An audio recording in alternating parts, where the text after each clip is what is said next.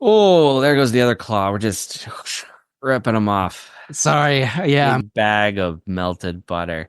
I love crab legs. What can I say? But do you like yellow liquid? That is the horror of the deep right there.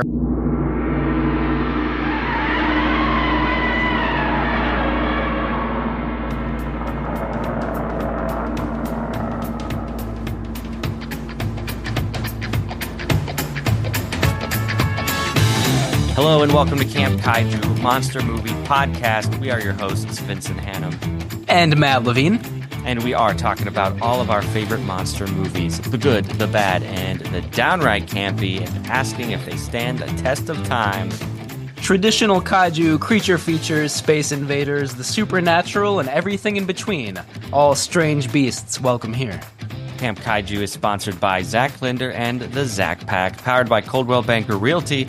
They are your source for real estate, home rehab, fixing and flipping for investor clients and residential buyers. So reach out to the Zach Pack today for real estate services. Follow the Zach Pack on social media and contact the Zach Pack for investment opportunities. Links in the show notes. Ew. Ew. Godzilla, Ebirah, and Mothra in one of the most explosive action pictures ever to hit the screen. From the depths of the ocean comes the most terrifying horror of the deep.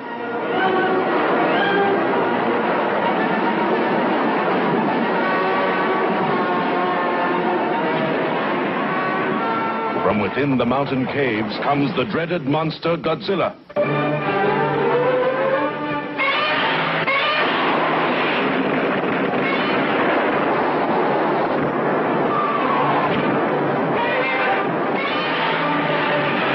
See the most titanic battle ever screened when the monster of the deep challenges the mighty Godzilla.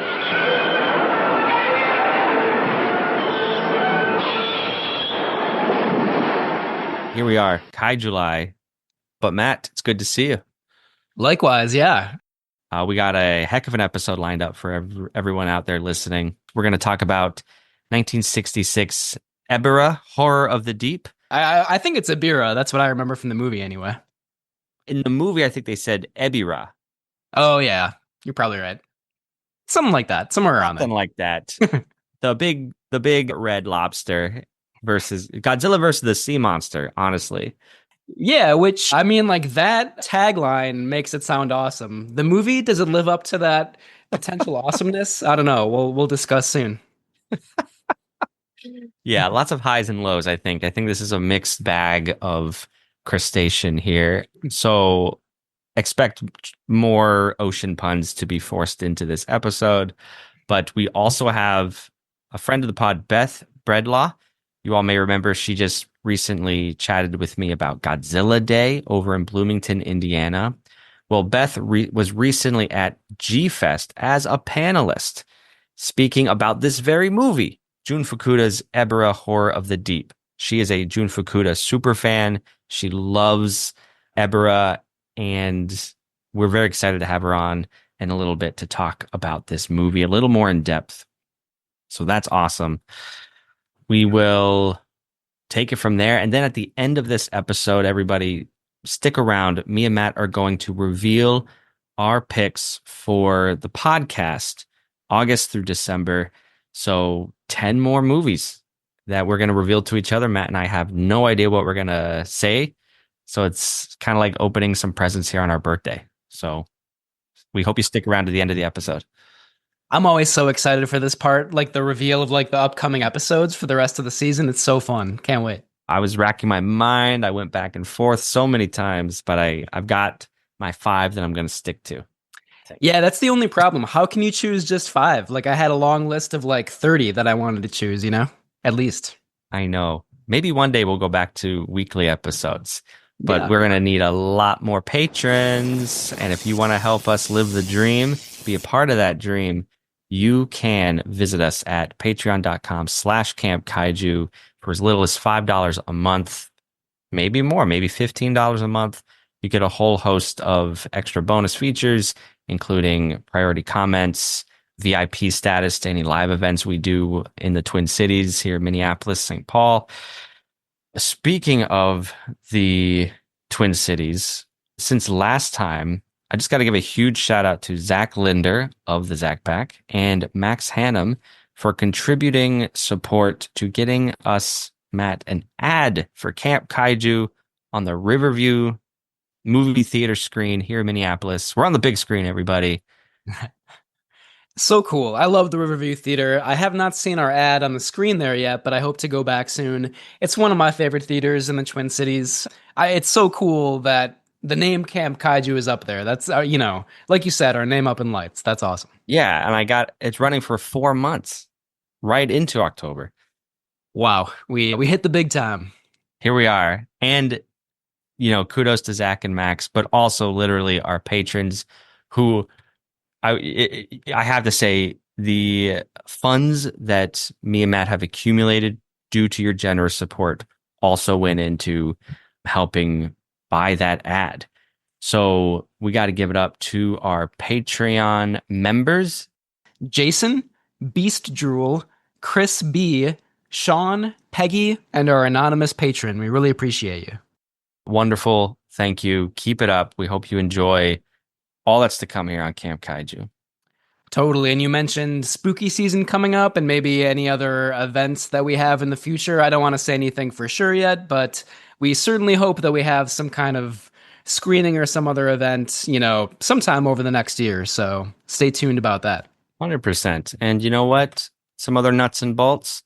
You can follow Camp Kaiju on Instagram at camp_kaiju_podcast. You can hit us up at campkaiju@gmail.com with any listener comments. Superfan Don really takes advantage of that. Thank you, Don. You can call our voicemail and leave us a recorded message about why you love Ebirah Horror of the Deep. You can do that at 612-470-2612. And you can visit campkaijupodcast.com for all of this and a bag of butter for your lobster. That's why you had all those bags of butter at your house. Now I understand. Bags of melted butter. Gross. Ugh. Well, let's just breeze through a little bit of monster movie history here in July. Have I talked about Kwaidan, or I think it's actually pronounced Kaidan, the Japanese horror movie? No, I would remember that. Yeah, I really love that movie from 1965. It's by Masaki Kobayashi.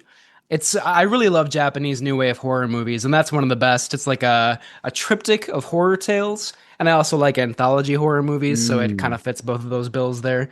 Just stunningly beautiful, colorful, like very artificial sets, but that's kind of the point. Just like very stunning to look at, and a lot of stuff about Japanese culture and history in that movie as well. Little element of like social critique there too.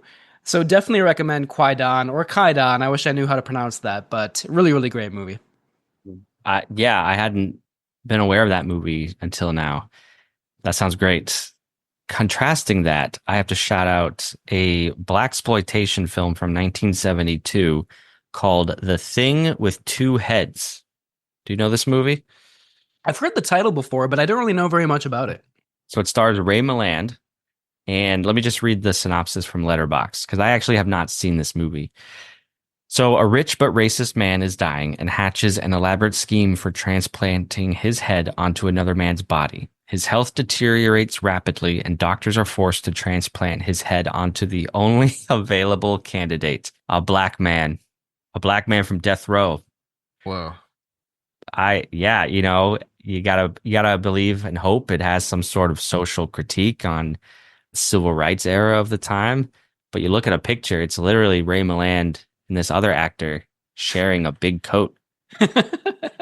I'm looking at the same picture right now. Wow. Like Monty Python style. Yeah. Wow. I am intrigued.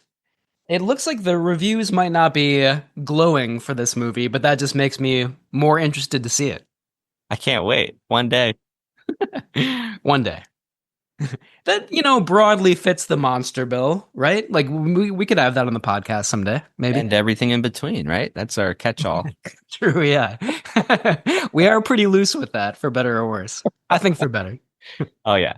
Yeah. I'd be sad if I couldn't talk about movies about men sharing the same body. Yeah, you do talk about that an abnormal amount. Just kidding. That's not true. But it would be funny if that was like a frequent topic of conversation, like out of the blue. Didn't even realize it. You got to keep me on the straight and narrow here. I'm veering off too much into two heads, one body There's land. Vincent, yeah, talking about double-headed, single-bodied creatures again. Male human creatures. Sorry, as usual, we're going on a weird tangent. Sorry about that. Weird is right. New and upcoming releases. Here's something fun. Shin Godzilla is being re-released in North America August 14th in 4K. So if you're like me, I was not paying attention to Shin Godzilla when it last was released in 2016. So if it's around, maybe like Alamo Draft Houses might be having it. Ooh, But that would be fun. yeah. I really love that movie. Yep, same. See it Never on the seen it. big screen like that. That's what I was gonna say. Yeah, that would be a treat. Hopefully, I can make that. Yeah. Well, so yeah, why not? Listeners, if you're interested, if you happen to be in the Twin Cities, hit us up. Maybe we'll make a thing out of it. I love making things out of things. Yeah. August 14th. Cool. I also really want to see Shin Kamen Rider, which is the third of that Shin series, because Shin Ultraman was great. You and I saw that. Yeah. I love that one too. But Shin Kamen Rider, I don't know if that's how you pronounce it, but I have not seen that yet. So hopefully at some point. I haven't either. Maybe on the pod. Who knows? Maybe. Yeah, we've covered the other Shin movies. Yeah. Yeah. Well, I don't want to give anything away. We'll see what happens in our reveal coming up later. Wow. Don't tease me with a good time, man. You're absolutely not going to talk about Shin Kamen Rider. Well, like I said, I don't want to ruin anything, so time will tell. All right. Let's get into Ebirah, Horror of the Deep here, everybody. What's your personal history of this film, Matt? Pretty much none. I love the title. I had heard the title numerous times, and I knew that it came out in the mid-60s, 1966 to be exact. And that's kind of a hit or miss period for kaiju movies for me because I really love Ghidorah the Three-Headed Monster, which came out in 64, I think. But not a huge fan of Son of Godzilla, which I think came out in 67, so 1 year after this. So I didn't really know what to expect. Yeah. Ebirah, Horror of the Deep, I've always known about just as a Godzilla fan.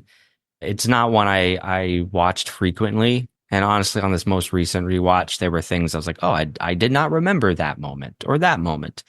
I think that's telling for me why I don't really remember this movie too well. With that said, I'm glad we have a podcast that compels me to go back to some of these lesser seen movies.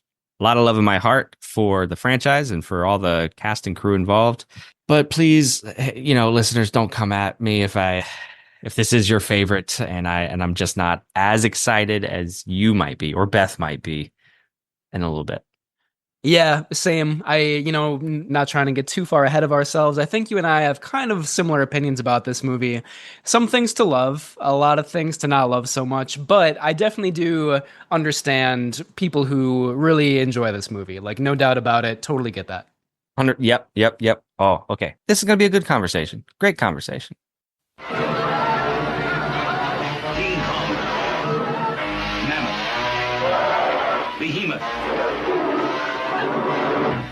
Goliath,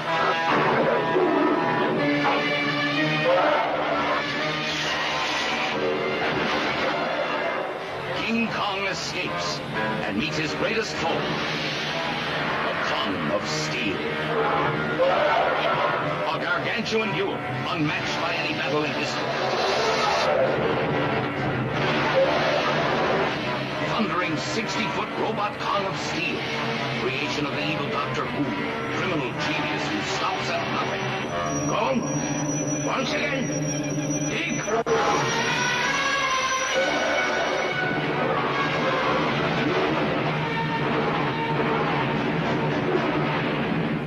King Kong shakes the earth. fights for life against the counter stronger. A thousand thrills as King Kong battles the serpent of Mondo Island. Not his Kong! Hits himself against the nation's armament. And plunges a beautiful girl into a world of terror. King Kong in a duel to the death.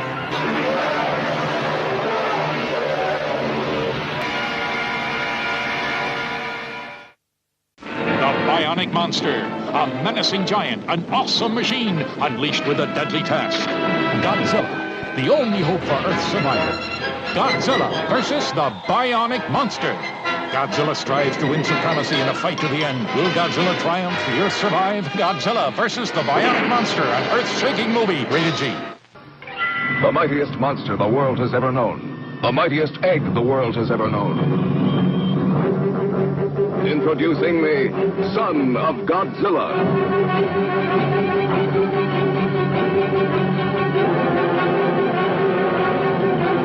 The fantastic red water, one of the many weird natural phenomena on mysterious Sorgel Island.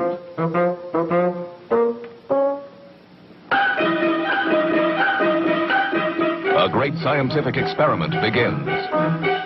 Try another frequency. What is it? It seems as though something's jamming the wavelengths. Son of Godzilla, a rollicking monster spectacular.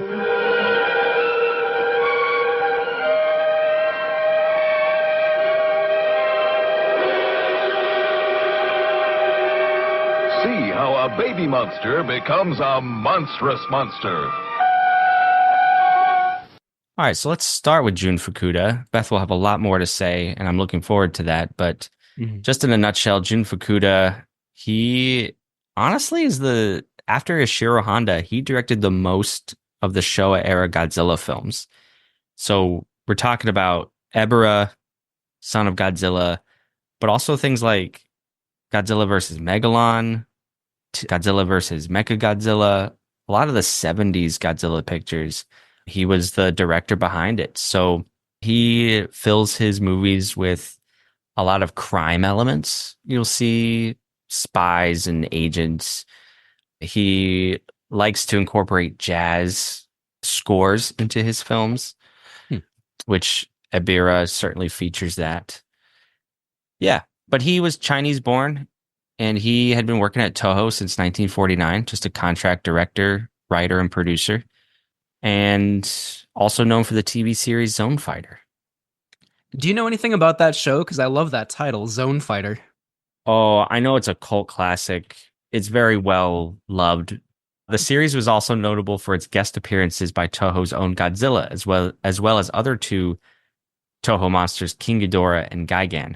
So yeah, it's like tangential to the Godzilla universe. Okay. Well, I haven't really seen any like kaiju TV series, but I'm sure some of them are pretty cool. Yes, and let me clear this up. So Zone Fighter is the name of this character who is like Ultraman.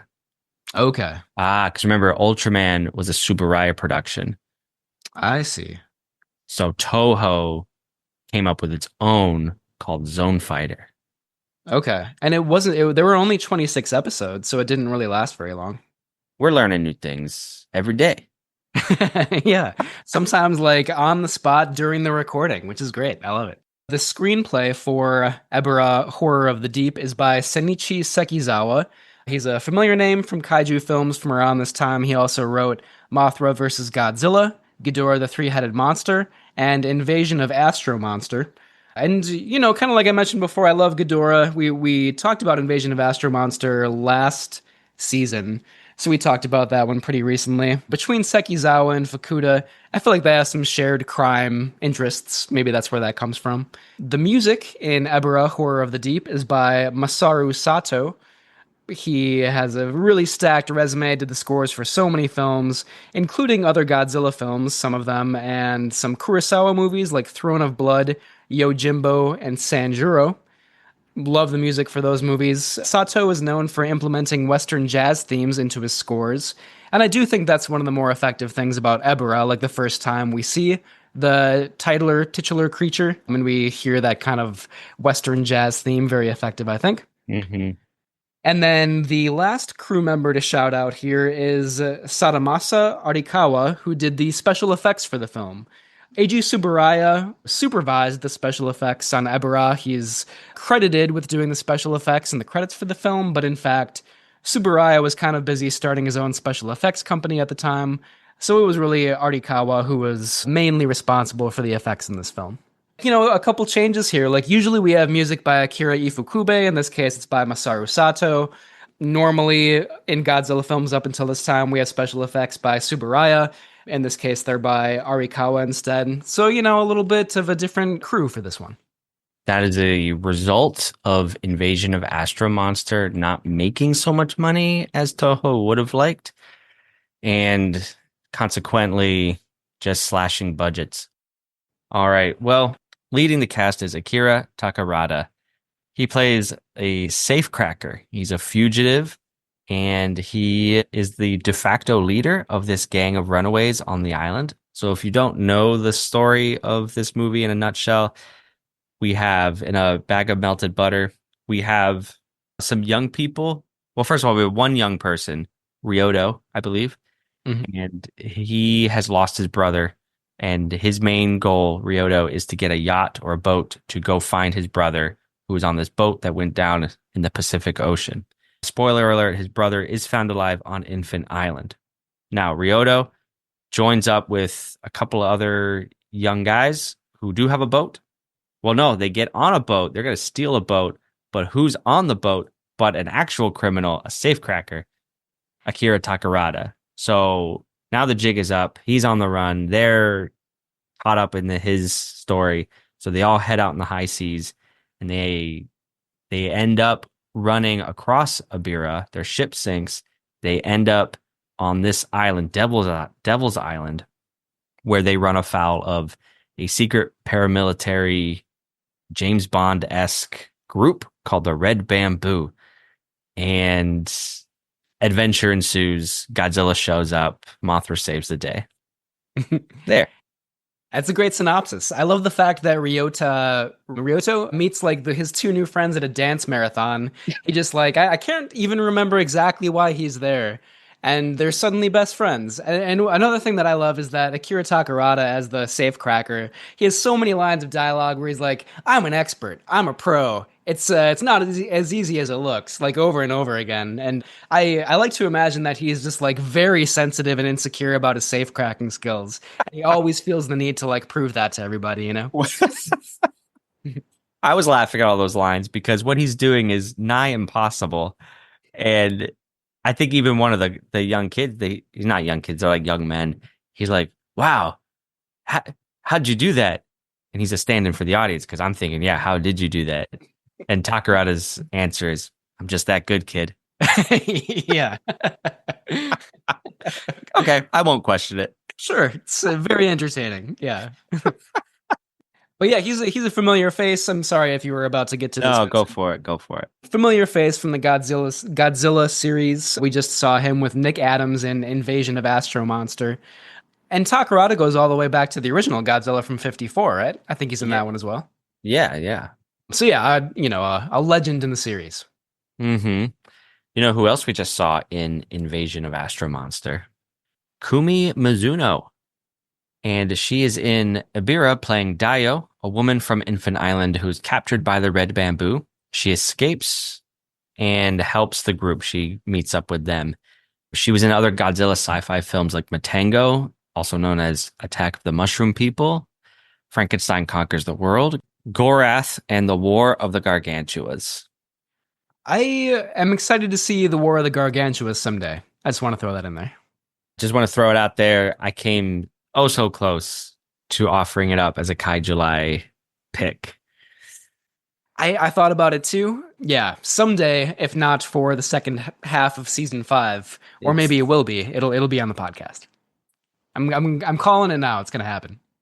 Well, it better because you're just not so subtly throwing out so many movies. I'm gonna be sorely disappointed. Yeah, you will be disappointed probably. Okay. Akihiko Hirata plays Red Bamboo Captain Ryu. He is a longtime player in the Godzilla series. He played the doomed young scientist Dr. Serizawa in the original Gojira and the doomed old scientist Dr. Mifune in Terror of Mecha Godzilla. And then Jun Tazaki is another Red Bamboo commander. He was a favorite actor of Honda and Kurosawa. He pops up in a bunch of their films. Yeah, that's the major cast. I couldn't find too much information about the other cast members, but a lot of familiar faces for sure. Yep. Oh, yeah, I mean, like the Red Bamboo officers are in the movie for like less than 2 minutes total, probably, but you recognize them anyway. I did recognize those actors. If I hadn't though, I will say a lot of the Red Bamboo people just kind of blend together, Yeah. except the guy with the eye patch, which is Hirahata. Well, that'll probably be in my review towards the end. I might bring some of that up again. I look forward to it. Thank you. So, Ebirah Horror of the Deep was the seventh film in the Godzilla franchise. One could also say the fourth film in the Mothra series. Didn't even know Mothra was going to be in this movie when I started watching it, but now in retrospect, what Beth said about the color scheme does kind of make sense. At the same time, it maybe kind of comes out of nowhere a little bit, but we'll talk about that later. Talking about a lot later. Sorry. So Toho wanted to make another King Kong movie.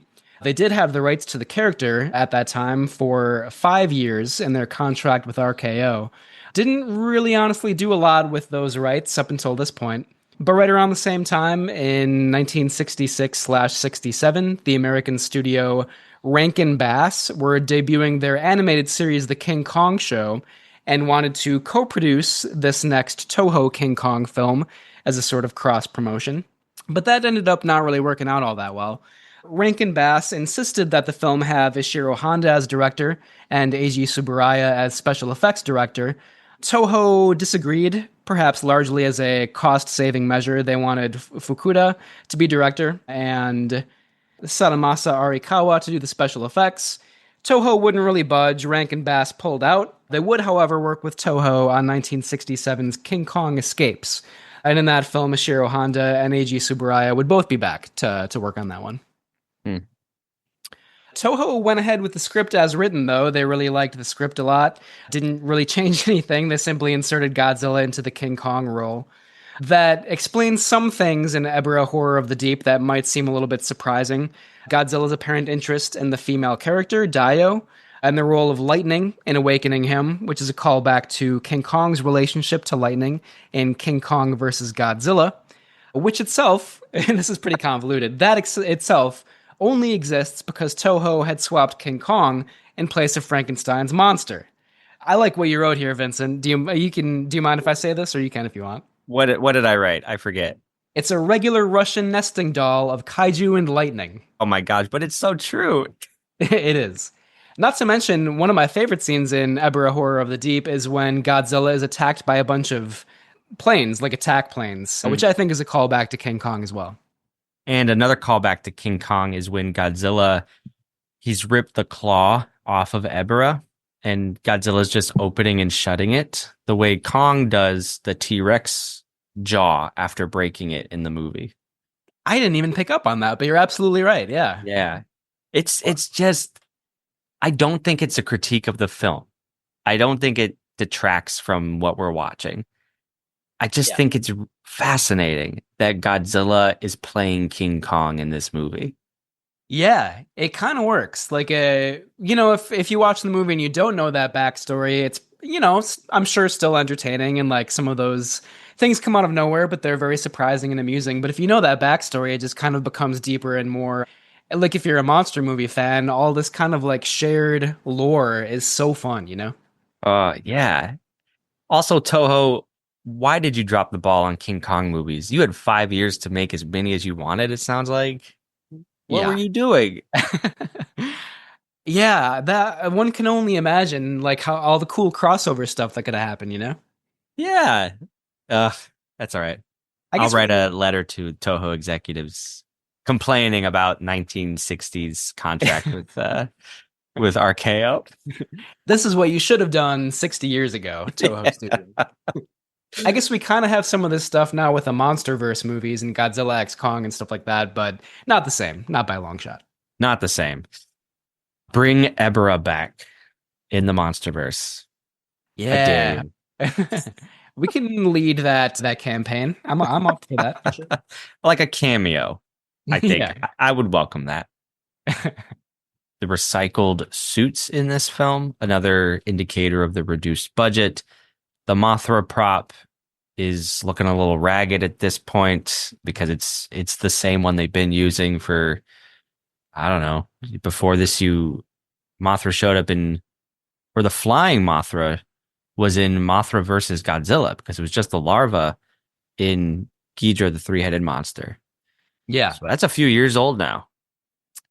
Yeah, yeah, indeed. And that was the only movie it had appeared in before this one, I think, right? Right. And the first Mothra, of course. Oh yeah, yeah. Yeah. But then the giant condor scene, the infamous condor that just appears out of nowhere and attacks Godzilla. That's actually a dressed up Rodan prop. That was just kind of lying around and available as far as I know. Yeah, they just put a bunch of feathers on it. I simultaneously admire the attempts to they're working on a small budget. They're probably like speeding through the shooting schedule a little bit. They wanted to get this movie out there. So I kind of appreciate like the ingenuity in terms of like still providing all these fun monster fights on like a low budget and all that. And at the same time, it's like, maybe there was a little bit of like cutting corners in some of the like screenwriting, some of the storytelling, some of the monster fights, which maybe, the giant condor, I think lasts for like 2 minutes and then it's over. So, I'm ambivalent towards some of that stuff. Well, this is actually a pretty good point you bring up, Matt, because I think when I lend my critical eye to Ebirah Horror of the Deep, there's two sides of this coin. Number one, I do believe Jun Fukuda is making as good a movie as he can with his limited resources, and I think that's admirable, and I love that. I mean, I love Ed Wood for the same reason. This is far better than an Ed Wood picture. But to your point, where, however, might that veer into cutting a corner and taking a shortcut? I don't have an answer, but it crosses my mind. Yeah. And I think in my review later, I'll probably talk about that a little bit more, but I feel like in some ways it does kind of feel like a movie of potential, but like wasted opportunities in some ways. Like I think of the scene where Godzilla is resurrected by the bolt of lightning, and that should be such an awesome scene. Mm-hmm. Like, a throwback not only to, the Frankenstein Conquers the World, right? I think that's what you're talking about. And also, of course, the original Frankenstein. It could have been such an exciting, like, suspenseful moment, but like, really, it's kind of just a couple shots, and like, there's not much impact to it, in my opinion. So, Yeah. I think with a bigger budget, more time. No offense to Jun Fukuda, but like maybe with Ishiro Honda in the director's chair, maybe some of those things might have been more effective. But yeah, I felt like this. I felt like this movie was almost too economical. Like it clipped by at like a very business-like pace. I was tracking plot points like, yep, we've established Chekhov's sword. Oh, now we're using it. Boom, there's the lightning. Great. We got to move on to the next story beat that connects the story. And da da da da dum da da dum da da dum, and it was just like too lean of a film almost. Now there were some shots that I did find really effective, but overall I found the pacing just businesslike. I blanking on the word I do want to use, but I think you catch my drift. yeah, absolutely, yeah. Like haphazard maybe is the word that I would use. I don't know. That's probably not the one that you were looking for, but it's like, why is Ryoto like meeting guys at a dance marathon? Like, why do they just like steal this yacht? Yeah. Who is Red Bamboo? Like, we get like maybe 2 lines of dialogue about what this group actually is, Yeah. And I think you're right. It just like speeds through the story so fast. It's like, this could have been more, just powerful, suspenseful, like surprising, shocking. Like, it could have been more, I think, Yeah. I will say the winner of the dance contest would receive a yacht. Oh, you're right. Yep. But when they show up on the yacht that they're gonna steal, and Takarada is on board, why does he let them stay? Why does he say he's like, beat it, scram. Nah, stay the night. I'm like, that you just have a story to write, and that's cutting corners, right? That is a great example of Sekizawa or whoever was just like, we don't have time, or maybe the interest in actually coming up with something believable. Yeah. So we're just gonna say he's changed his mind and now they can stay. Yeah, right, exactly. And like, you know, when the gang is all on Devil's Island later on and they all split up for various reasons, it's like this is just to push the story along. Like, Yeah. why is this person rushing into an extremely dangerous situation with no backup? Anyway, we'll return to that later perhaps. The release and legacy of this film, it was released in Japan in December of 66. It was only released to American TV, and that was in 1968. It was renamed Godzilla versus the Sea Monster, which, look, if you're marketing a Godzilla movie, I do think you should have Godzilla in the title. Nothing wrong with, but like, I don't know, Ebirah Horror of the Deep. Is this an Ebirah movie, a Mothra movie, or a Godzilla movie? Right. Yeah. I mean, I love the title. It is misleading though. I mean, Ebera's in this movie. This is a consistent theme, but I feel like Ebera's in this movie for like less than 5 minutes, you know? Jun Fukuda was not fond of this film. That's funny. He said in an interview that, quote, Toho sent me a copy of the VHS tape edition of Godzilla versus the Sea Monster when it was released. It was like opening up an old wound. I didn't watch the tape. Yeah, I don't think it's that bad. No, yeah, there are lots of things to love about it, but I'm sure it must have been frustrating for him to like have to work with limited resources. And I also read that maybe he wasn't always like he made a lot of kaiju movies, and like some of them are really good, but some of the interviews that I've read are like quotes that he said maybe he kind of looked down on some of these movies sometimes, you know? Well, that happened a lot, actually. Yeah. Even Honda, right? Yeah. You know, Toho sending Fukuda a tape. The real problem was Fukuda didn't have a VCR. I made that up. Could be, yeah. Here's your bag of melted butter. Put this on. Yeah, maybe they should have sent him melted butter and like, 4 dozen shrimp or something like that. Might have been more appropriate. 48 shrimp. Amazing. I don't know. Sorry. All right. On that note, here's our sponsor break. Camp Kaiju is sponsored by Zach Linder and the Zach Pack, powered by Coldwell Banker Realty, your source for real estate, home rehab, fixing and flipping for investor clients and residential buyers. Reach out to the Zach Pack today for real estate services. Follow the Zach Pack on social media and contact the Zach Pack for investment opportunities. Links in the show notes. Well, Matt, just want to let you know, I think we're going to hold off on Mania's Mailbox and Peter Lorre's segment on this episode, just because we want to make sure we get to our reveal for season 5, part 2. But rest assured, Peter Lorre will return next time with a review of The Ape Man, about Bela Lugosi being a mad scientist turning into an ape man. I can't wait. Man, he seems pretty excited in his room over there. So, yeah, looking forward to him talking about that. You don't know, do you? I never know. He's just like muttering in there. He's like talking a lot of nonsense, and he finally pulls it together for the recording. So I guess it's a good thing he finally puts his act together, you know?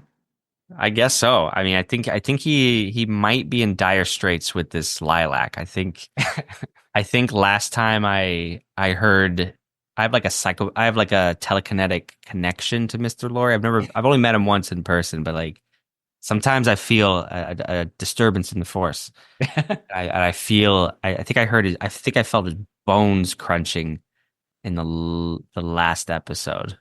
So he might be in trouble there. Yeah. With a mad, ravenous plant. I think you're right. I hear that a lot. I just choose not to go in and check on him. So cross my fingers. Hope you're all right, Peter. Save Peter. That's going to be our next t-shirt. Yeah. #SavePeter. It's It's a monster marathon, now all in one gigantic show. 3 of the newest and most exciting monster hits, starring Earth champion and protector Godzilla. First, thrill the Godzilla on Monster Island with more monsters than have ever appeared on the screen at one time. Then it's the action-packed Godzilla versus the Cosmic Monster. And finally, the classic Godzilla versus Megalon. All 3 in one colossal show. Rated G. From beyond the stars come the most fearsome monsters in the galaxy. Only Godzilla stands in their way in Godzilla on Monster Island. Is even Godzilla strong enough to defeat the invaders? Matching unbelievable strength. Exchanging incredible death-dealing rays. Don't miss Godzilla on Monster Island. Rated G. Hi, Beth. Hi, friends. How's it going? Oh, Good. great. How are you? Good. I am recovered, getting back to the swing of things, working on my next research project. So, back from G Fest with all the updates. Amazing. Awesome. Can't wait to hear about it. Yeah, it was, this year, the days sold out. And when I tell you selling out the Hyatt is more people than you could imagine, I mean, G-Fest was crazy this year. I mean, it was so crowded. It was really an accomplishment this year. That is awesome. Vincent and I went to G-Fest, what was it, like 2 or 3 years ago at this point? But it's been a while for me. I loved it last time I was there. Yeah, same. Been dying to get back. So happy for you. Yeah, you had such a great time. The Camp Kaiju Instagram feed was blowing up with so many other kaiju fans and folks just posting so many great pictures. Beth, I think you were trying to do a Mothra dance with the larva there. Good for you. Yeah, my first talk, I was in the dojo room with Dojo Studios, who does so many of the amazing suits. So I ended up kind of meeting with the guy, and I'm still friends with him on Instagram, Matt. And yeah, so I got to like hang out with the Mothra suit and the Mothra actor. So we were having a whole sing off. It was kind of amazing. That is so cool. I wish I could have been there. Yeah, it was crazy this year. Cool.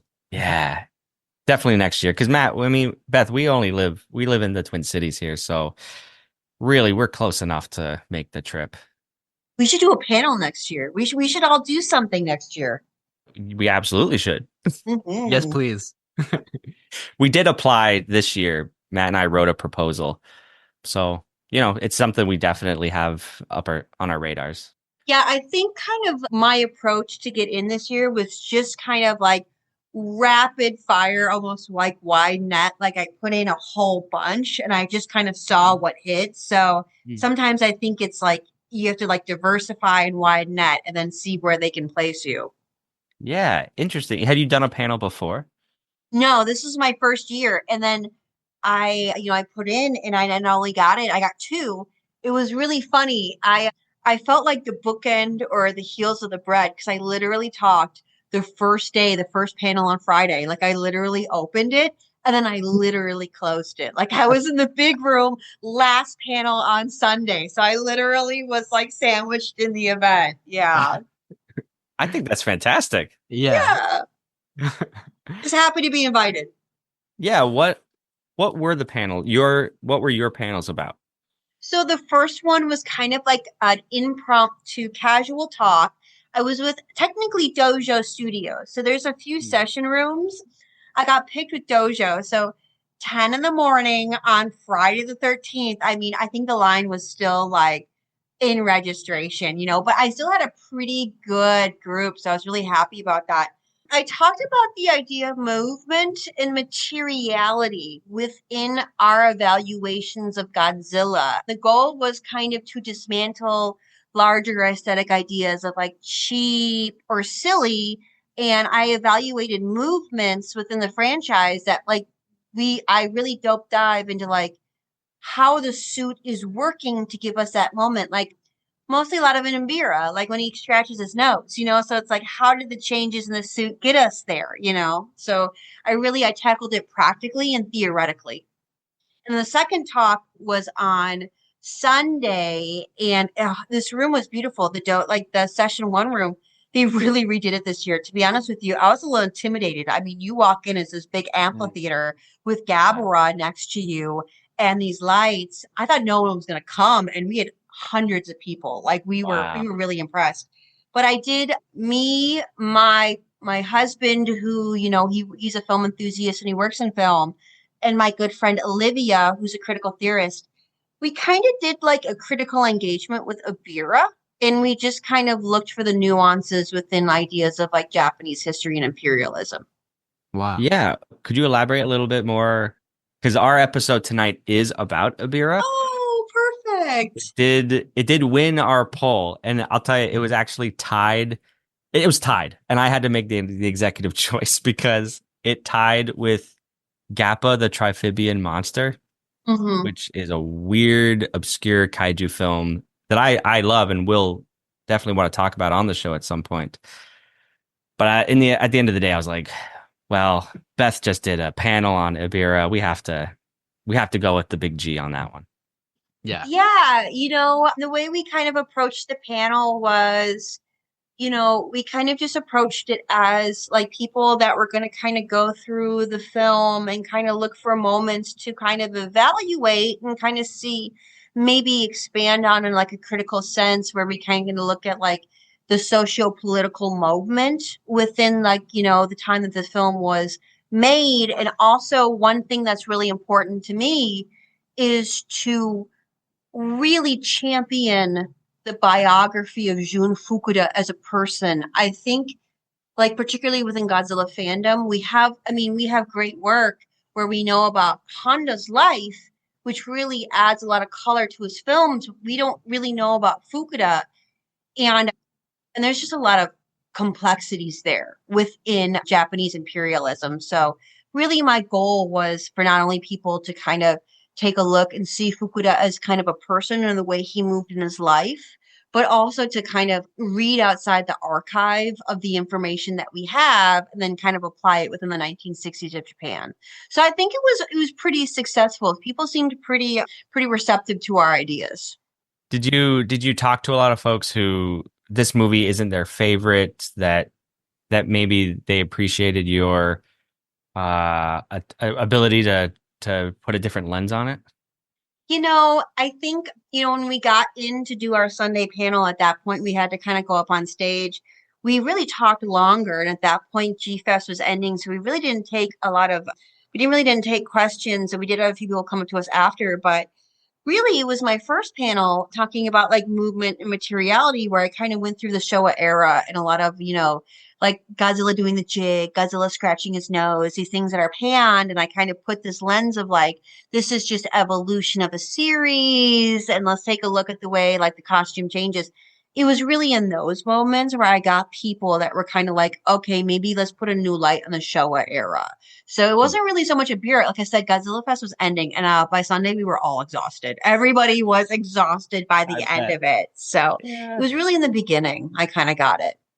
That topic of that first talk sounds so cool because I've had that experience watching some of the Showa era, like older kaiju films where some people are like, it looks so cheap, it looks silly. And it's like, well, you're not totally wrong, but you're kind of like, here's another way to look at it, sort of, the color, the movement, the materiality, like you said. I mean, I think it's so gratifying to look at these movies that way. And it always kind of pains me a little bit when people are like, it looks cheap, it's a man in a suit. It's like, yeah, that's why I love it, Yeah, I posted all my panels on my YouTube channel at Godzilla Gale, so we can kind of see those. But like that was kind of my point. Is like I didn't lie about the fact that like I'm coming here with an agenda because I don't like the critique of the guy in the suit, and also that guy in the suit. His name is Haru, and he's like a badass. So let's talk about these things he did in the suit, like, and what these suits kind of worked.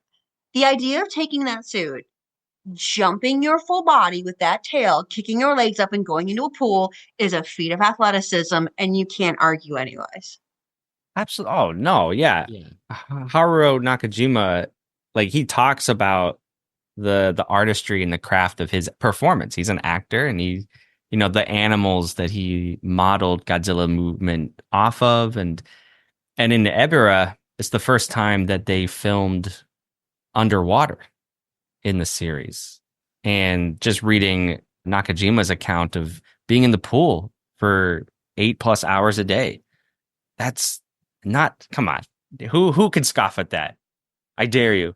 I think particularly one thing within my aesthetic work and my scholarly work is like we tend to look at art as this like end product, then give this judgment, but like there's so many moving parts that go in there.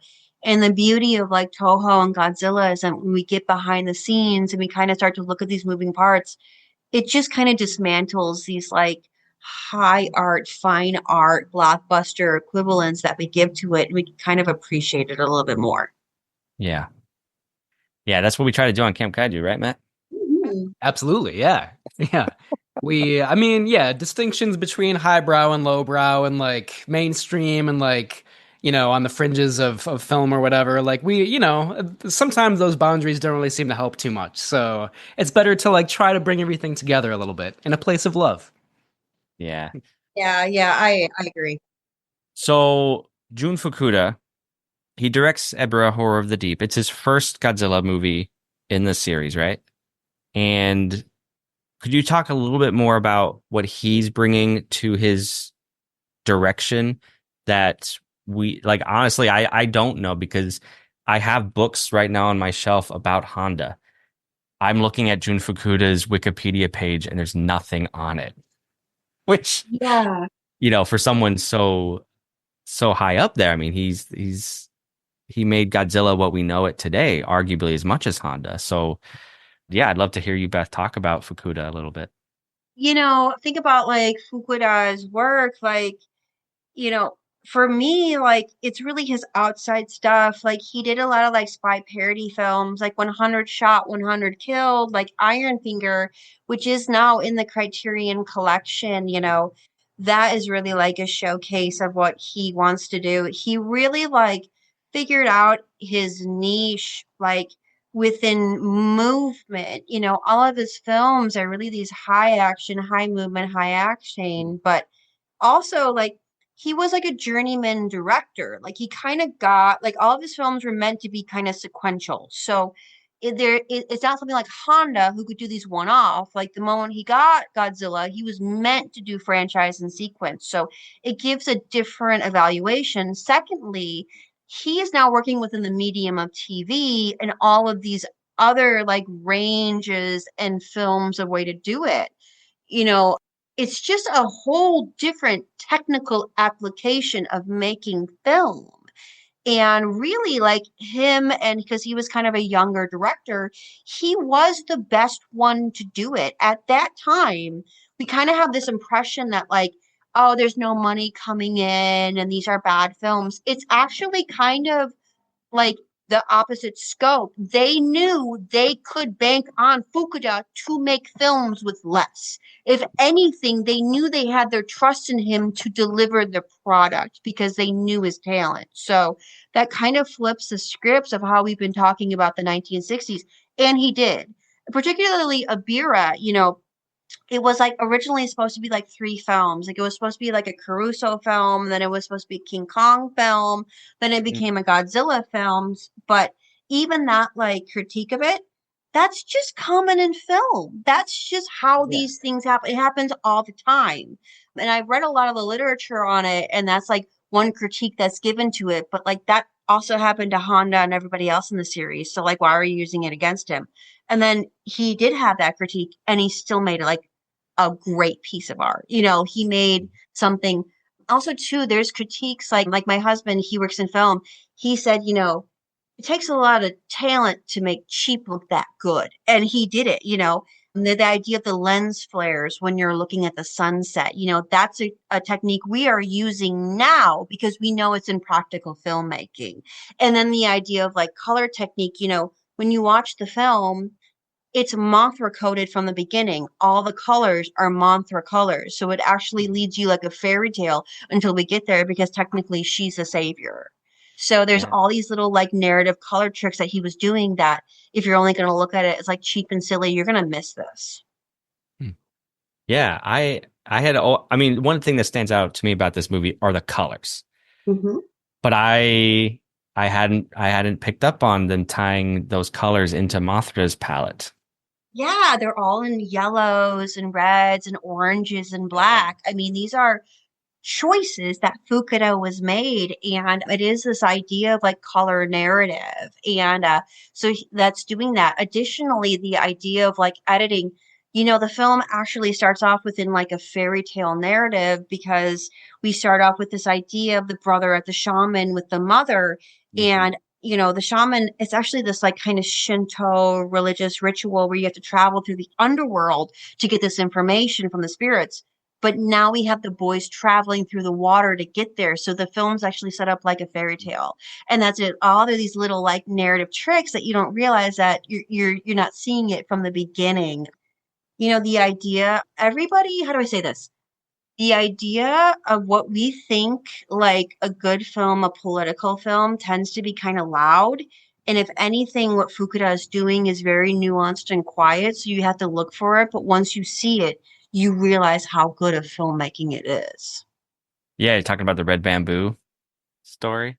Yeah, and that's like another thing that like, I kind of carefully brought up. I don't ever want to yuck anybody's yum. We're all fans of this thing. I don't ever want to criticize Yeah. anybody. But like, Fukuda made the choice to put the red bamboo in there, like basically gunning down the diasporic infant island people. Like that, like that's a choice he made as a director.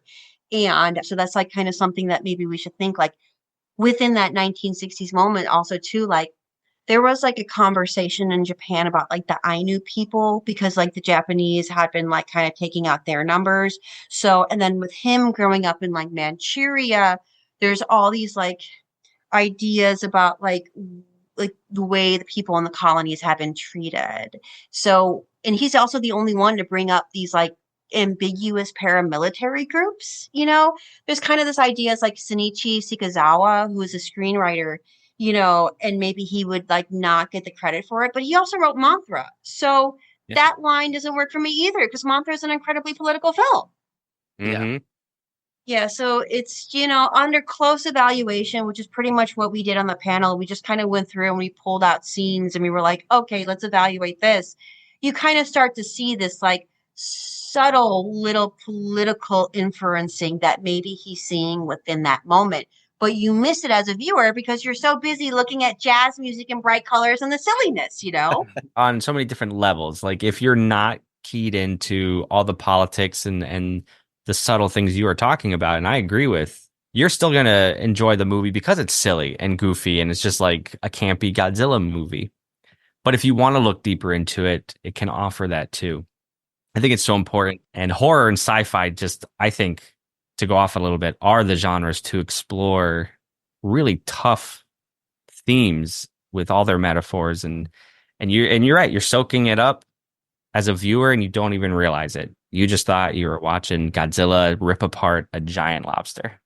Yeah, and my friend Olivia, who was on the panel with me, like she made a really great point. Like Godzilla doesn't even appear to like almost an hour in. It's an hour 20 minutes movie, so it's like we actually like none of this movie is actually about Godzilla, and then actually the savior of our movie is Mothra. So like it's just this like one-off film. Like actually, when you look at it, the movie is nothing about Godzilla at all.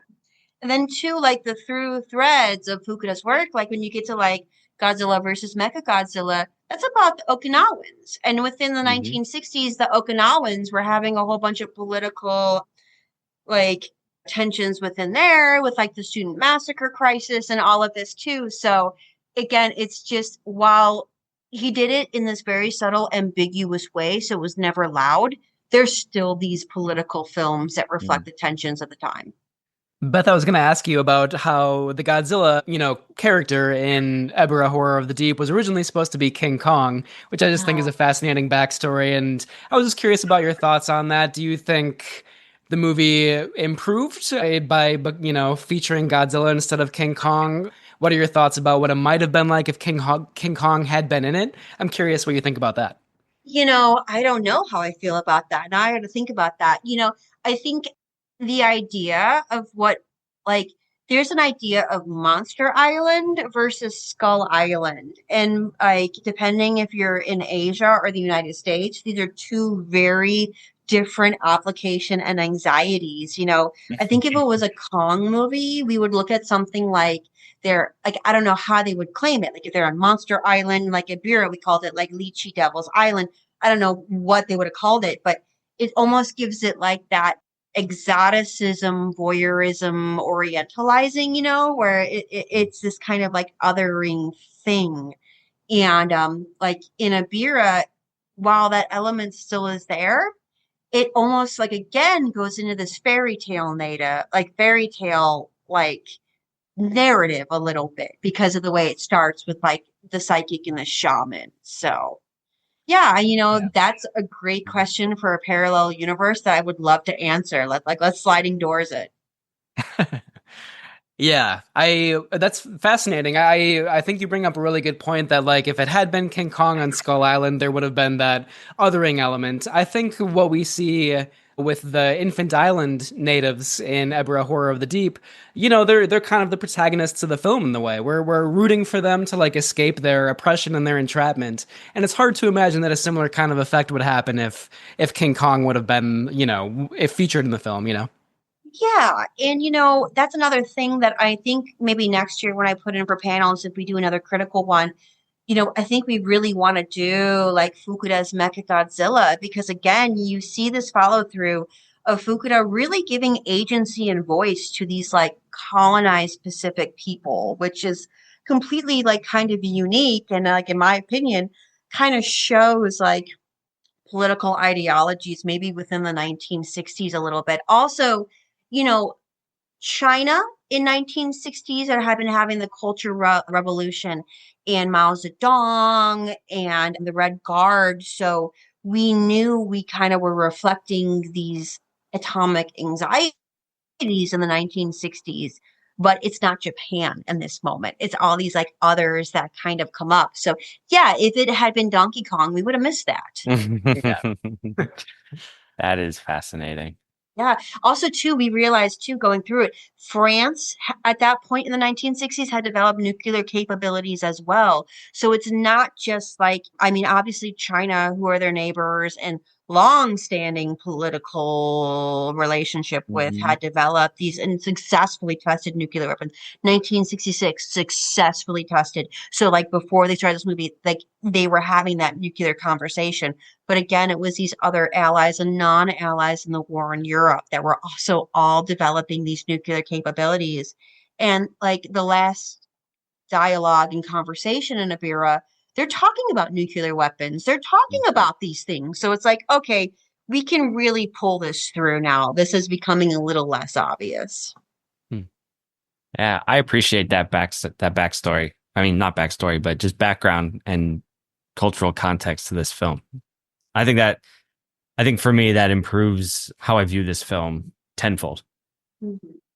And that was just really, really my goal. I'm not here to change anybody's mind, but like, if we can look at the original film and other directors as these like heavy political films and we pull these other socio-political contexts, like let's do the same for Fukuda. Like a lot happened in the 1960s, guys. A lot happened. Let's go ahead and do this. Honestly, whatever view you may have of Ebirah Horror of the Deep, some of his movies are legitimately among my favorites. Megalon and Mechagodzilla, and I just want someone to write a book about Jun Fukuda. Beth, I'm working on it. That's like really one of my goals is to I'm fascinated by him. I think we have almost wrote his movies like they need an intervention. Let me just say it that way. I'm not going to say if it's right or wrong, but they're in dire need of an intervention along with the lines of like war memory and what Japanese genre cinema was doing. So I will do that for you, Vince. Don't worry. Don't do it for me. Okay, perfect. I am but one person. I'll be one of the first readers. Do it for me as well, and everybody else. Perfect. You have 2 readers who are going to pre-order that book. Okay, perfect. Thank you. Thank you. Oh, yeah. In the next 10 minutes, before we let you go, we got to hear about Godzilla Day. How was your weekend in Bloomington? It was crazy. We sold out. First off, I'm in a college town. So, we lose half of our population when the kids go home.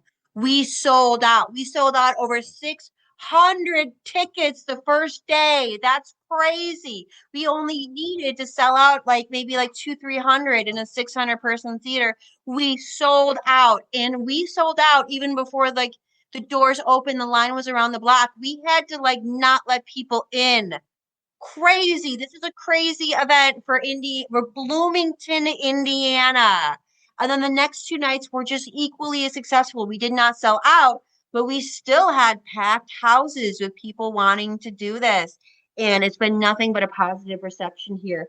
And other, local community facilities here, like the public libraries, have reached out. So in August, we're going to be starting programs to teach Kaiju 101 through the public library. Oh my Yeah, I gosh. have a kids. I'm right now getting a kids program.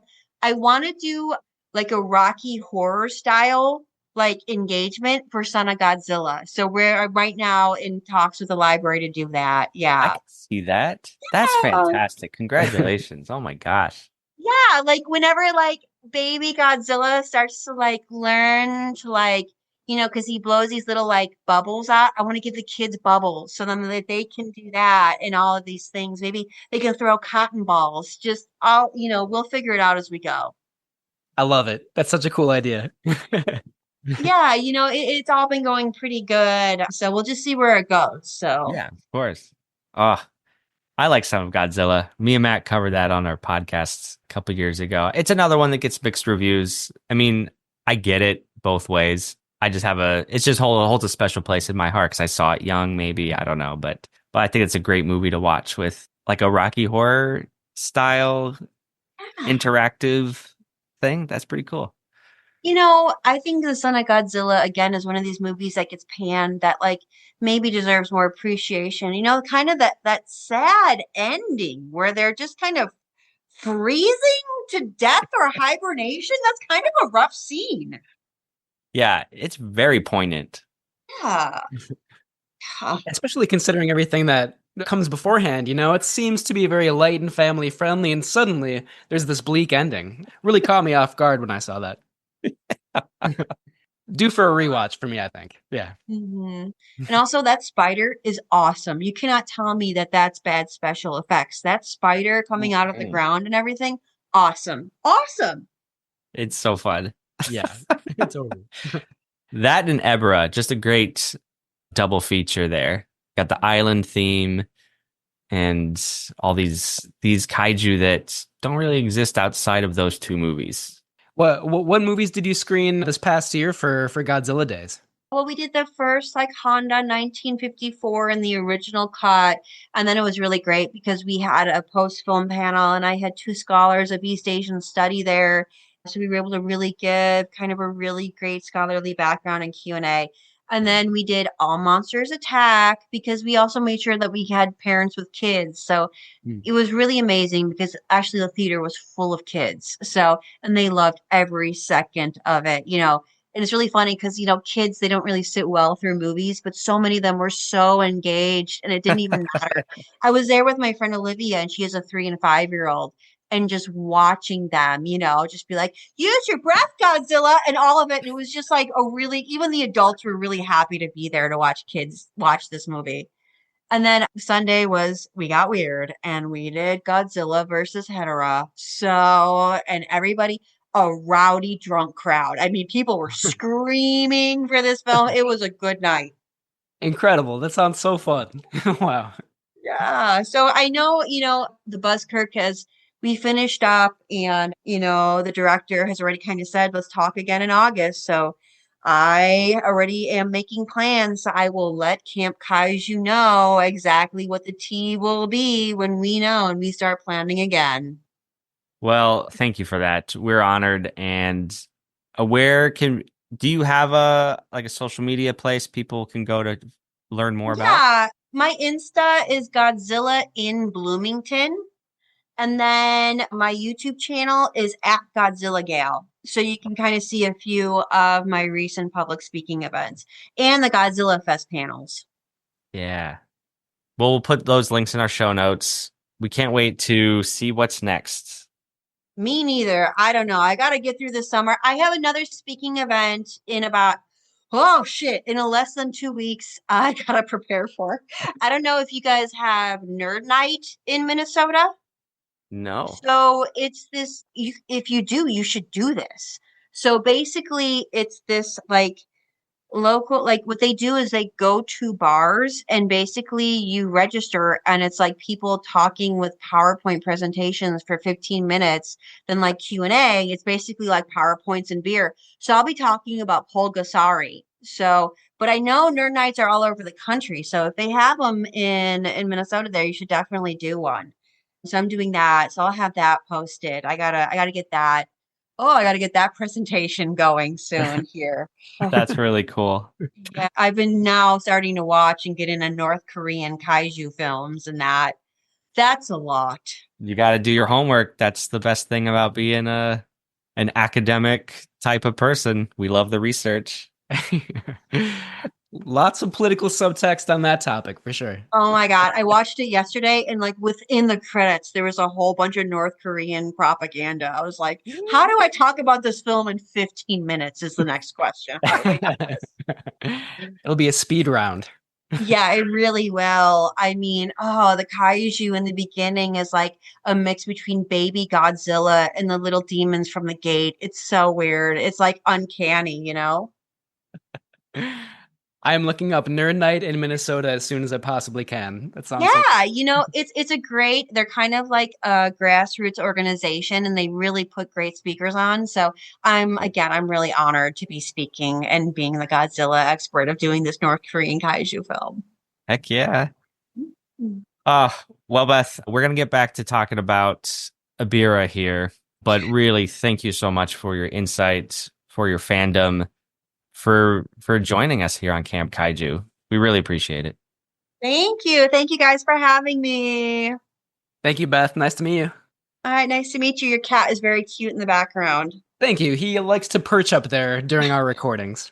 A little distracting to me sometimes, hopefully not to anybody else. We all have animal companions for the show. Mm-hmm. All right, Beth, have a good night. We'll catch up later. All right, bye. Thanks again. Bye. Bye. Godzilla. Terror monster of the motion picture screen meets The Thing. Godzilla versus The Thing. Innocent looking, but so feared pagan man worshipped it.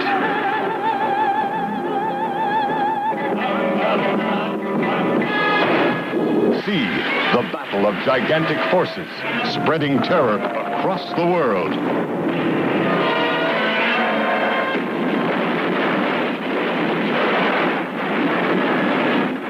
Can man's inventions conquer them?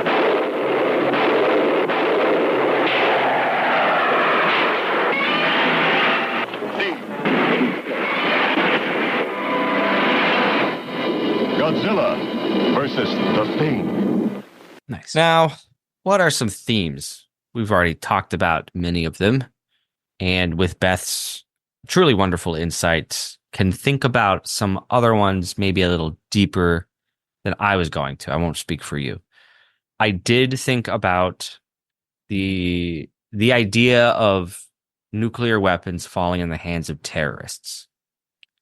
I think that is a legitimate fear we still talk about today with whatever hostilities we feel towards Iran, for example, or other states, that the fear is that they will propagate these weapons to inflict terrorist actions.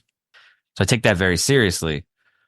I will note, however, this theme is literally brought up in the last shot of the film, and somebody literally says, wow, man, like you can't get atomic weapons in the hands of terrorists.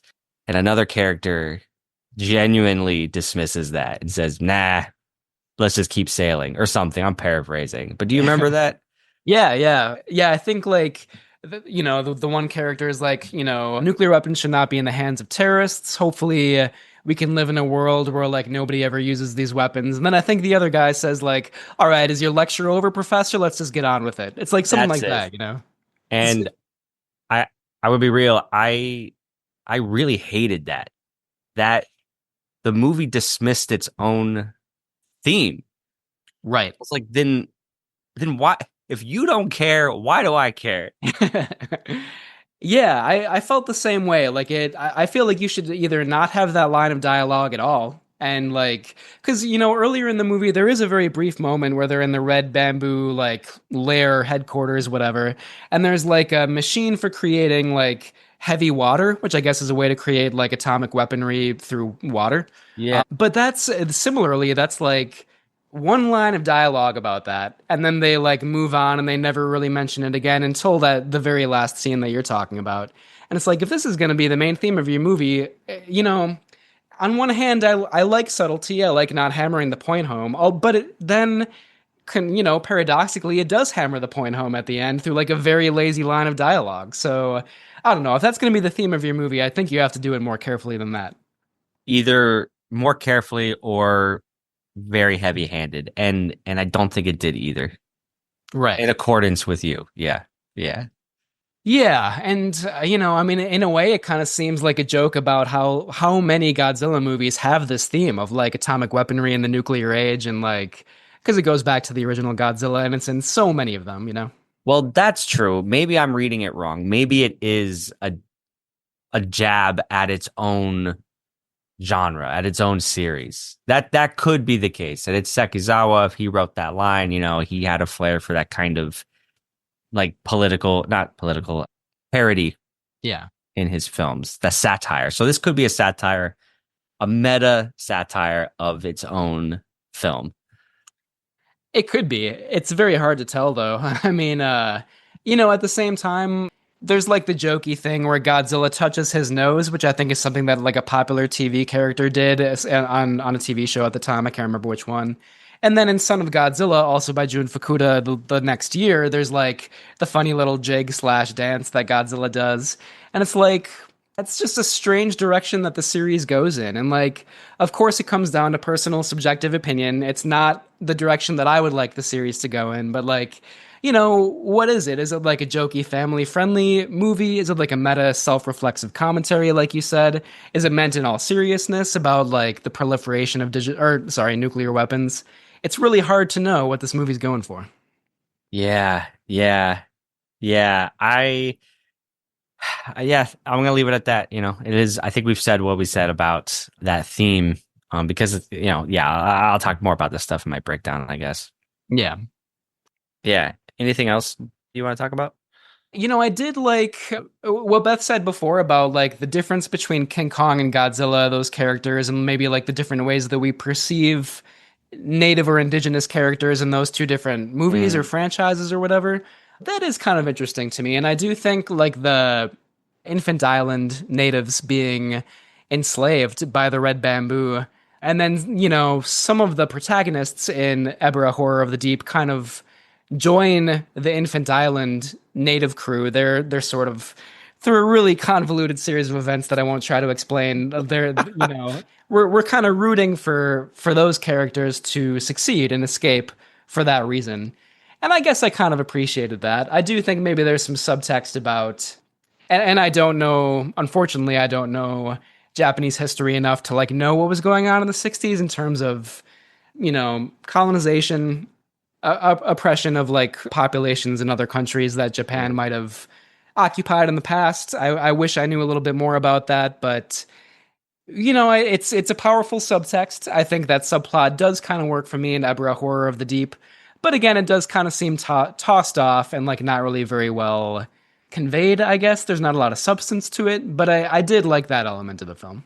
Yeah, and I do think it is interesting to note Fukuda is a Chinese-born director, which at the time of his birth in Manchuria, it was a Japanese colony. He was a Japanese subject. So I think that is a really powerful lens that is probably inherent to him. I won't speak to his experience, obviously, but I do believe that we all carry things in us as artists that come out whether we want it to or not. That inform our art whether we want it to or not. Yeah. Yeah. Definitely, yeah. And I really hope Beth writes that book on Jun Fukuda because it sounds fascinating, and like perhaps my opinion of this film will improve over time if if she does, or if I can take it on myself to learn more as well. So, but yeah, I do think there's some subtext there that maybe I'm not totally picking up on. Yeah. But whether or not it's executed is a different question, right? Indeed, yeah. Like it may be there, but if the filmmaker's making it difficult for us to pull those threads, well, I can't forgive that either. Right. That's my thought too. And some other kaiju movies do that more successfully, I think. It's Right. fairly clear what the political takeaway is in a lot of different kaiju movies. And I think Fukuda does it better in other movies. We haven't talked about Godzilla versus Mechagodzilla, but like Beth said, the take on the Okinawans in that movie and King Caesar being a protector of their island nation. I think Fukuda does what he's doing in Ebirah 100 times better in that movie. I don't know why maybe we'll have to talk about Mechagodzilla, but Yeah. but I think Fukuda himself does improve on this in subsequent films. Well, let's get to our individual breakdowns. Let's just spend a brief amount of time on this, and then we can get to our announcements. Yeah. Preview of upcoming titles. Can't wait. Yeah. Okay. I can go first. Okay. What did I like? Oh, yeah. So the good, the bad, and the campy. For new time listeners, long time listeners, this is where me and Matt pretty much get into our actual personal reviews of the film. What did I like about this movie? Actually, quite a bit. I love the score. I do like the jazzy. I think it gives it like a real beach theme. Like, this is a summer movie to me. This is great. It sets the mood. I think, the youth, this is a theme we didn't talk on, but it's like the movie's actually very youth-centric with the dance marathon, but our protagonists are all very young, which I think is new to this series. I love the photography of the ocean in the beginning of this movie when they're sailing the yacht, and there's some beautiful sunsets. Really nice, just establishing shots of the ocean and the horizon. I actually love Ebirah in his appearance. When that monster first appears, it's a dark and stormy night, and you just see this claw come out of the ocean. That to me is very menacing. There's a lot of atmosphere with those shots. The rest of the creature is kind of goofy to me, but the claw, just the one claw, you're thinking, what is underneath the waves if I'm seeing this claw? So that's cool. I always love Mothra. I don't think Mothra does too much in this movie, unfortunately, but I do always appreciate a Mothra movie. When Ebirah eats those two guys, the infant islanders, that was horrifying. That was a moment of real horror. Cause it's just the way the effects are. It was like really kind of gruesome. Shocking. And yeah, there you go. Those are my good notes for Ebirah. Well, I don't want to just echo everything that you just said, but that's all my good stuff as well. It does look really great. I love the colors in this movie. Not just the ocean, but also some of the like sunsets or like the sun maybe rising or setting over the ocean. Pointless thing to say, sorry. And it looks just some of the like artificial sets look really great in the kind of like really eye-popping, like kind of cartoonish, very entertaining style of this time. Really liked all that stuff. Ebirah's first appearance, again, to echo what you said, is really surprising. The music comes out like it's not what you expect, but it fits the scene perfectly. It's kind of like silly and scary at the same time. I did really like the scene where I know I brought this up before, but like a bunch of fighter pilots are like attacking Godzilla, and he's just like grabbing at the planes and like blowing them up, smashing them together and everything. That's a really exciting scene. I love that part. Yeah, that might be about it for me though. All right. The quote bad for this movie. I'm just going to pinpoint a few things here. For a very short movie, I feel like there's a short runtime. However, I felt like this movie got a little long in the tooth at some points. Like Godzilla does take an hour to show up. And even then when he shows up, he's sleeping in a cave. But like, it just looks like somebody draped the suit over a bunch of rocks. It doesn't look good for the king of the monsters. And I know it's supposed to be kind of like, oh, Godzilla's sleeping, better not wake him up. But I'm like, is he sleeping or is that guy dead? Like, you need to check on him. Yeah. What's going on here? I think the Red Bamboo, there's so much potential. Maybe that's the word of the episode. There's so much potential for like a James Bond type of organization. Because remember, spy films were super popular at this time because of James Bond. So you could have a real Spectre organization but they just kind of served to move the story along, I feel like. And I didn't really get any real espionage flair that I really wanted with this movie. Yeah. What say you? Yeah, I agree with that too. I definitely think this is a movie of missed potential. To use the Red Bamboo as an example, if we knew more about what that organization did, like what maybe this is a little bit too James Bond, like revealing your grand plan to everybody, but like if we knew what they were trying to do, then maybe we would understand the political commentary a little bit more. As it is, it's just like, there are men with guns who enslave people, and that's all we know about them. Like we know nothing about them. And of course, Ebirah, the horror of the deep, again is in this movie so briefly. It's all the monster fights, and to again echo what you said, are disappointing. They're so short. Like the first fight between Godzilla and Ebirah, they're just like throwing a rock back and forth, and that's it. That's the entire fight, And basically. then the second fight, they're splashing each other with water. Right? Yeah. Yeah, which is funny at first, but it's like, oh, is that all there is? I did think the climactic fight between Mothra and Godzilla was a little bit more exciting. There's a moment where Godzilla is like knocked over and like tumbles down a hill into the water. And Beth kind of mentioned this before, but I was like, wow, just the athleticism of that moment. That's pretty cool.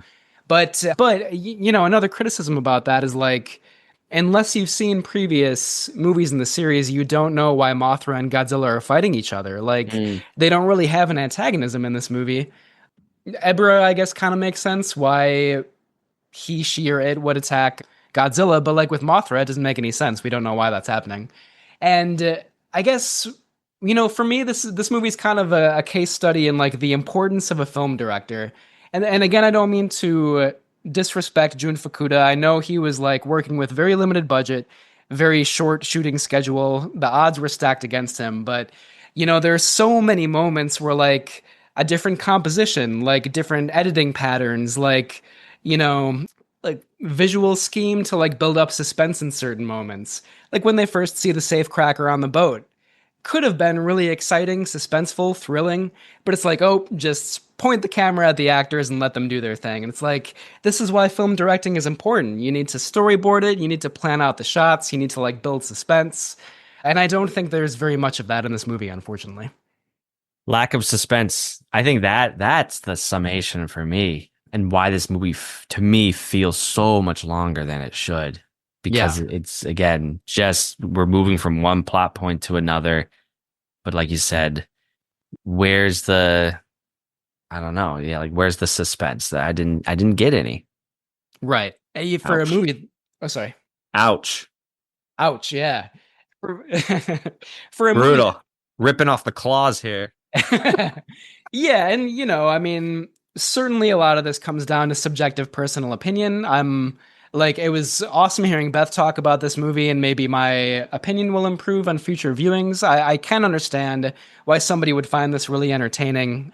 But yeah, again, for me, it didn't do it for me. And for a movie that moves so quickly, it just like hurdles through its plot. How can it also feel so slow and boring at the same time?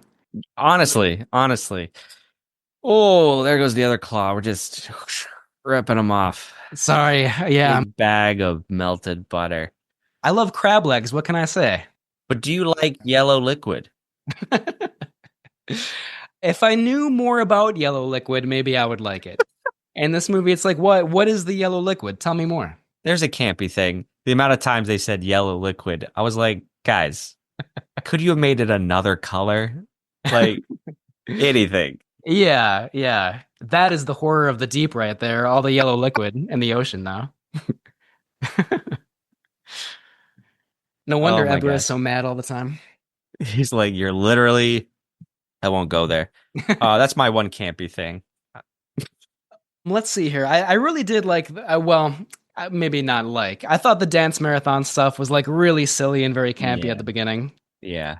Yeah, I don't know. Sorry, I don't really have too much other like campy stuff. I feel like there's like a campy vibe through the whole thing just because like the characters are so ridiculous.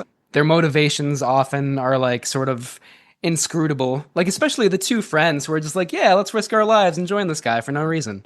Like it's just a very absurd plot. And maybe that's not campy, but I did find it very entertaining and also kind of maddening at the same time. I agree. I agree. Like I do like this movie sucks me in. I do. I love the dance marathon and the boating and Ebirah's first appearance. But then it just for me loses steam midway through and I'm still first time we see Godzilla, guess what? It's not exciting. And I'm like, "Oh, how much more do we have to go in this movie?" Yeah. Then the red bamboo disappear. They're defeated with like 20 minutes left to go. And then you're just like, okay, like then what? We're just a car without gas idling down a hillside. Like we're moving. There's no doubt about that. But there's no oomph behind it. Like there's no Yeah. gas in the tank. Totally. Yeah. Yeah. Where are we going with this? For sure. And like, I really love Mothra too, but I think in this case, I missed Mothra's song. Like, I love the music that usually accompanies the character of Mothra, which is not in this movie.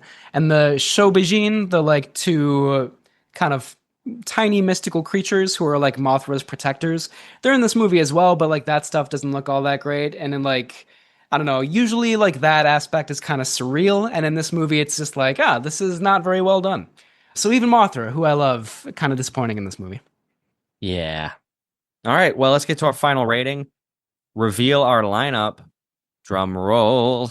Yeah. And folks, we'll see you next time. Indeed. Should I read our 4 rankings as usual? It would not be an episode of Camp Kaiju without it. That's how I feel. Our highest rating is it's a timeless classic. It definitely stands the test of time.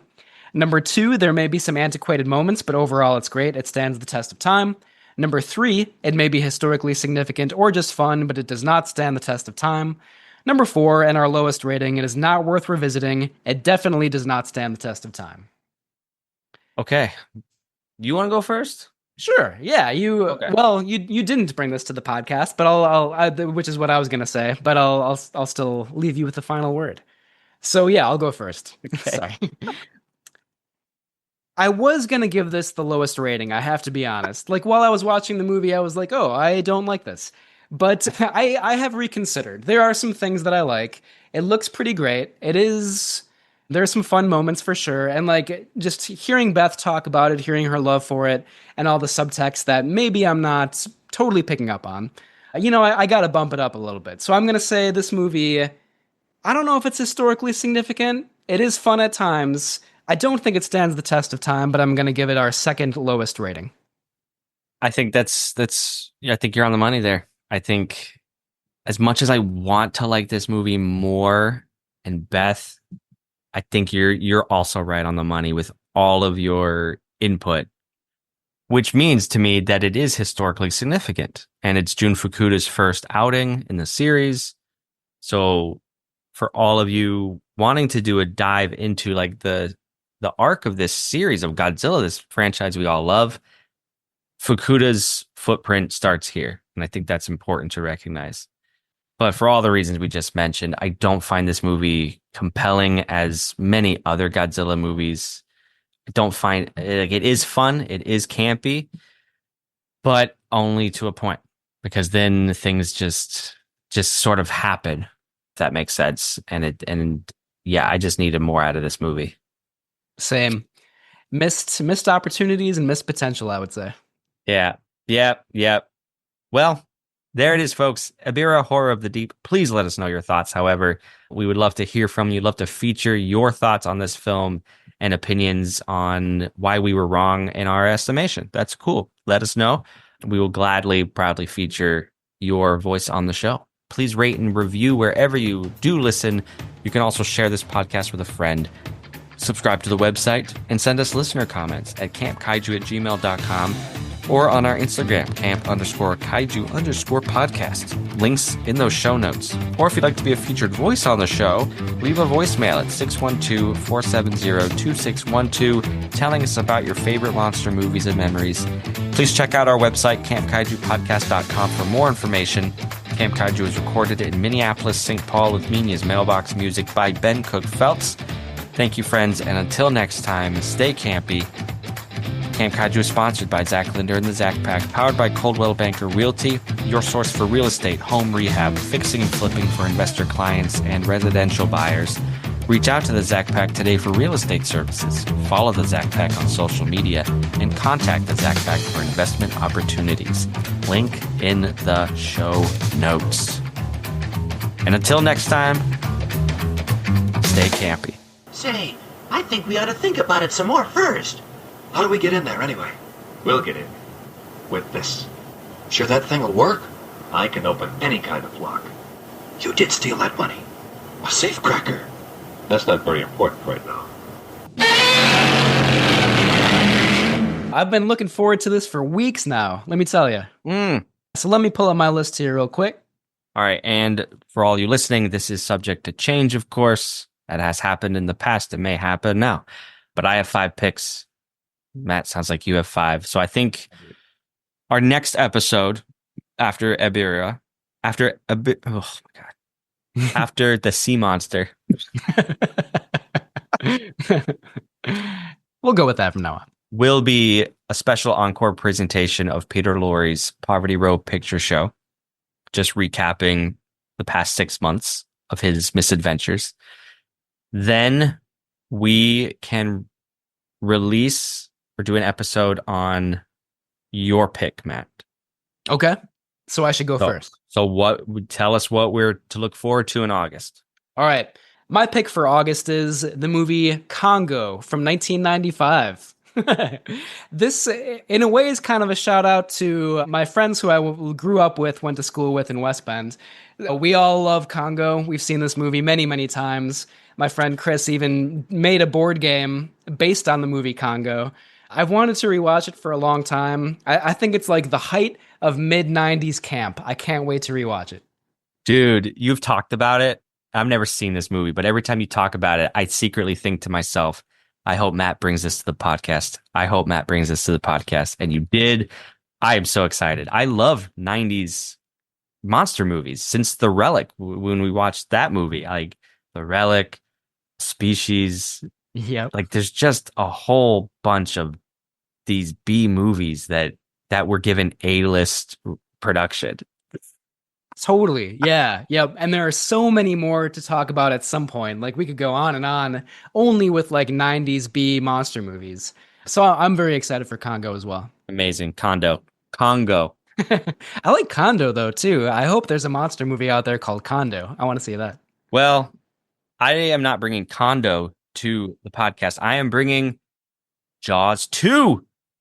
Nice. To celebrate Jaws' 50th anniversary. I was like, let's do the sequel because I think it's underrated personally. It's been a few years since I've seen it, but I think there's a lot to talk about. Maybe its only flaw is that it's a sequel to Jaws. Honestly, maybe. So a good 70s creature feature there. I can't wait. It's been a long time since I've seen it too, and I have fond memories of it. Yeah. Okay. All right. Great start so far. Yeah, totally. My second pick, which I guess will be for September, is the other title that I threw into the mix for Kai July, which was not chosen, but I'm really excited about it. Space Amoeba from 1970, directed by Ishiro Honda. I just love that title, Space Amoeba, so much. I don't really know a lot about it. I know that there are gigantic monsters in the Pacific Ocean. It's not a Godzilla movie, but it is an Ishiro Honda monster movie, and I can't wait to watch it. Oh, lordy. It's happening, everybody. Space Amoeba. Hold on to your butts. Hold on to your bags of butter. Sorry, I'm just going to drill that one into as far as I can. I love it. I was trying to think of more like crustacean puns during the episode, and none of them came to me, so I apologize for that. That's all right. There are crustaceans in Space Amoeba, though, I will say. So get your bags of butter. Yeah. Amazing. I love that. I'm bringing another kaiju film after that. It is going to be one from 1986. It is another sequel, folks. It is Godzilla. No, sorry. It is King Kong Lives, the sequel to the 1976 Dino De Laurentiis King Kong. So, like Space Amoeba, not known as a great movie, but we're going to talk about it. That seemed like a great double feature. Those movies hopefully will go together extremely well. King Kong Lives, Space Amoeba. Man, that's awesome. I actually kind of like the 70s King Kong, so I assume hopefully I'll like this one too. I don't know. I have yet to see it. I got the DVD on my shelf. About time I watched it. Yeah. Cool. Well, that's great. My third pick for this season is going to be Prophecy from 1979, directed by John Frankenheimer, a director I like a lot. This movie definitely gets mixed reviews. It has a high camp reputation. As far as I know, it's kind of monster movie mixed with kind of like eco, like anti-pollution theme. And I have to admit, I've seen one scene from Prophecy, and it's the most hilarious death I have ever seen in a movie. So if the rest of the film is that crazy and campy, we're in for a treat. Yeah, I know about this movie from Reputation. It's a mutated bear, I think. I mean, this is the same director of Island of Dr. Moreau, right? Well, yes, yeah. John Frankenheimer was brought in to replace Richard Stanley. Yeah, so he was Right. the replacement. Yep. Okay. Yeah, like Frankenheimer had like some classics early on in his career, like The Manchurian Candidate, for example. But then at some point, you could argue that his career went downhill, maybe right around the time of Prophecy, but we'll see. How prophetic. Yeah. Oh my God, that's amazing. You're bringing like these movies that I've had on my radar for a long time. I've yet to see them so far. I mean, yeah, I mean, I haven't even seen King Kong Lives, so that's great. Love it. We're gonna follow up. I'm gonna do it. So that's October. No, that was yeah, okay. I think that was October, yeah. Prophecy was September. Prophecy was October. Space Amoeba was September. Gotcha. Yeah. Congo, Space Amoeba, Prophecy. My October pick. I always love to go back to the classics come Halloween time. I'm a big fan of the Universal Studios classic monsters. I'm going to go way old school to a film celebrating its 100th anniversary this year. The Phantom of the Opera with Lon Chaney. I'm very happy. I'm very happy about that. Yeah, so we're bringing a silent film to the podcast for the first time. I'm excited, but I think this movie's it is actually very accessible. You could find it streaming anywhere, but it's also a foundational. It's a very influential movie. Let me just put it that way. So, Lon Chaney's Phantom of the Opera, 1925. I've been wanting to bring a silent movie to the podcast, and I just haven't done it yet. I'm very, very happy that you're doing it. Lon Chaney, I love. This movie I haven't seen probably in like 20 years, so it should be great. I'm very excited. Heck yeah. All right, my fourth title for season 5, part 2, which will be in November, is 20 Million Miles to Earth. Yes. Featuring Ray Harryhausen stop motion animation. Alien from Venus crash lands in Italy and grows to immense size. That's all I know about it. And like an awesome poster, too. One of my favorite posters of ours. This is one of my favorite movies. I had it on my short list for season 6. Ooh, all right. I'm well, sorry to, get to it before you did, but I'm really excited to see this. I've never seen it before, so it should be great. I don't want to overhype it. I hate it when people overhype it, but I think you're gonna like this movie. I guarantee it. You're gonna like the way you look. Yeah, it sounds great. I think I will too. Yeah, great. It's Harryhausen. Okay, November. Yes. So Guillermo del Toro is releasing, or Netflix is releasing his Frankenstein in November. So I thought, let's talk about a Guillermo del Toro movie.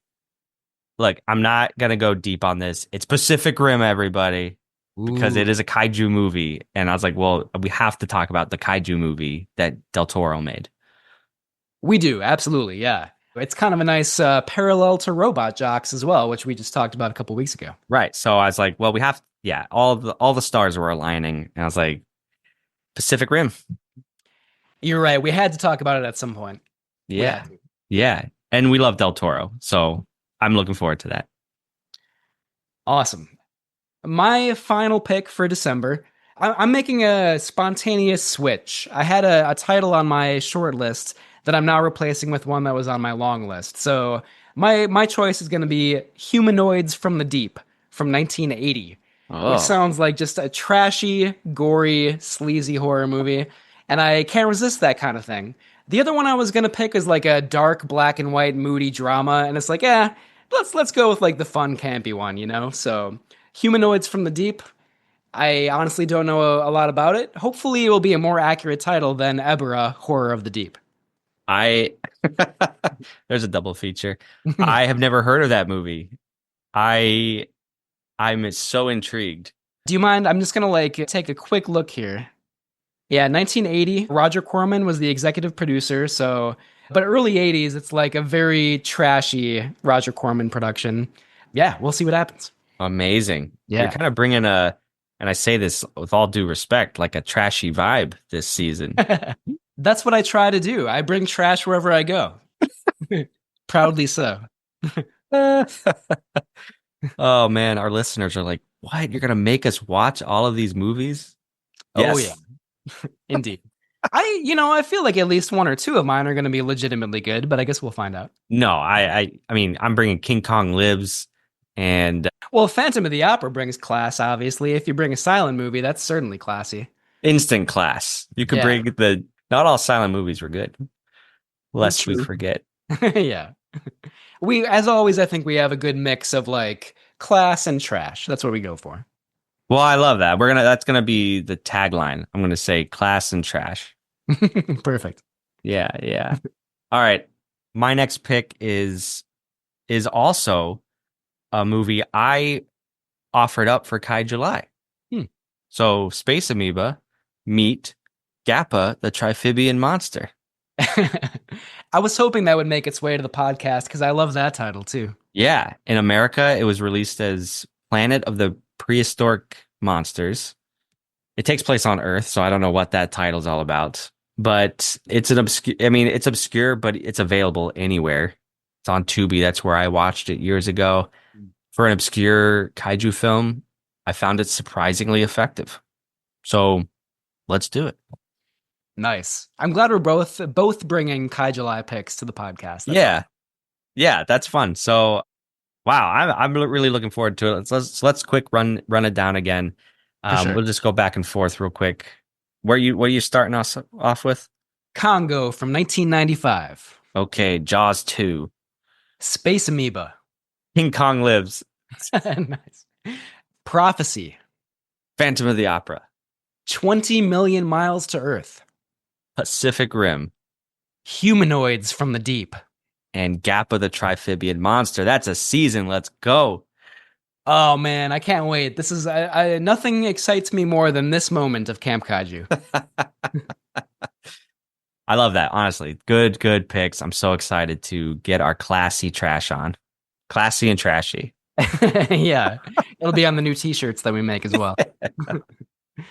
I can't wait. Those are good picks. Fantastic. Well, thanks, man. I'll see you for Congo.